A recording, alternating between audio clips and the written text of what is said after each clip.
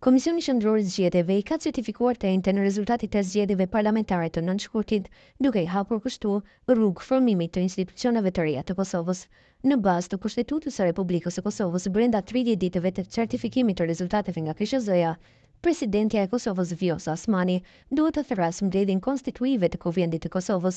Lidhur me këtë çështje për mediat, i presidentit Osmani, Bekim Kupina, është deklaruar për Telegrafin, seanca konstitutive e Kuvendit të dalë nga zgjedhjet e nënshkurtit do të thirret nga presidentja Osmani brenda afatit kushtetues, ka thënë Kupina. Mbledhja konstitutive e Kuvendit konsiderohet e mbyllur vetëm pasi të janë zgjedhur kryetari dhe nënkryetari i Kuvendit. Në bazë të rezultateve të zgjedhjeve, kryetari i Kuvendit do t'i takojë lëvizjes vetëvendosje, e cila ka fituar më së shumti vota, por nëse kjo parti nuk e propozon dikë për kryetar, procesi do të ngrijë në vend.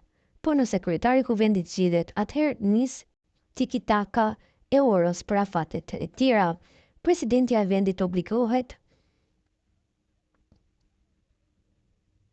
që të nominojë partin fituese të zgjedhjeve si mandatare për formimin e qeverisë, ndonse as këtu nuk ekziston një afat i saktë. Vendimet në fuqi përcaktojnë që procesi duhet të zhvillohej sa më parë që të jetë e mundur.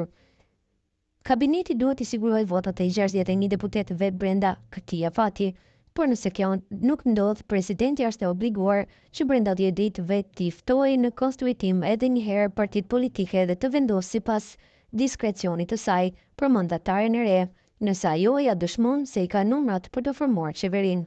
Edhe mandatarja e ardhshme duhet i ketë 15 ditë kohë që t'ja paraqesë Kuvendit për bërjen e kabinetit qeveritar.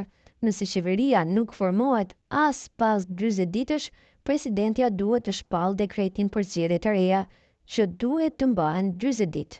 Prej shpalljes së vendimit të saj,